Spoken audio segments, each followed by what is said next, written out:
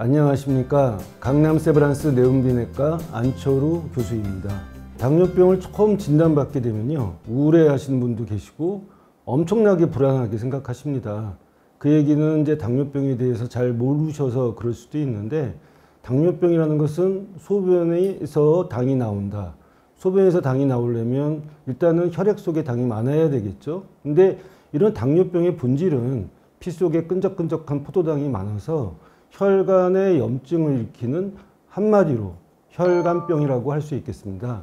우리가 이제 당뇨병이 있는 분하고 없는 분하고 비교해 보면 당연히 당뇨병이 있는 분들이 오래 못 사시고 건강치 못한 건 사실입니다. 근데 사실은 우리가 당뇨병이 있는 사람들 중에서 합병증이 있는 분, 없는 분, 그리고 정상인 사람을 구분해 보면 이 당뇨병이 있으면서도 합병증이 없는 분들은 더 건강하고 오래 살 수 있다는 보고가 있거든요.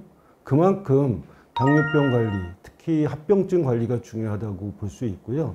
특히 당뇨를 진단받은 지 10년 이내에 혈당 관리를 어떻게 하느냐가 앞으로의 인생을 결정할 수 있다고 생각합니다. 당뇨병의 합병증은 한마디로 혈관 합병증이기 때문에 온몸에 혈관이 없는 곳이 없지 않습니까? 그래서 거의 머리에서부터 발끝까지 합병증이 생깁니다. 우리가 가장 무서워하는 당뇨병 발 또는 심근경색, 이것도 결국은 혈관에 문제가 생기는 합병증이고요.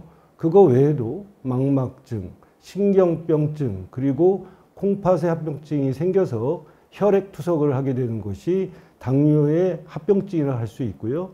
당뇨병 환자들이 암 발생이 많이 생깁니다. 그래서 당뇨병 환자들이 생기는 췌장암이라든지 대장암, 유방암, 이런 것들도 당뇨의 합병증이라고 할 수 있겠습니다.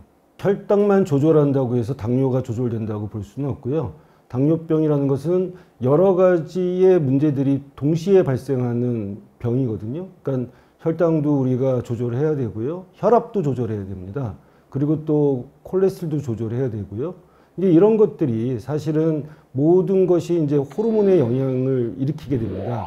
호르몬의 영향이 생겨서 당뇨병이 생기고, 또 당뇨병이 생겨서 호르몬의 불균형이 생기고, 그래서 합병증이 생기기 때문에 뭔가 더 포괄적이면서도 근본적인 호르몬의 균형을 맞추는 것이 당뇨병 관리를 성공적으로 할 수 있다라고 생각합니다. 근데 이런 것들이 결국은 유전적인 부분이 분명히 있고요.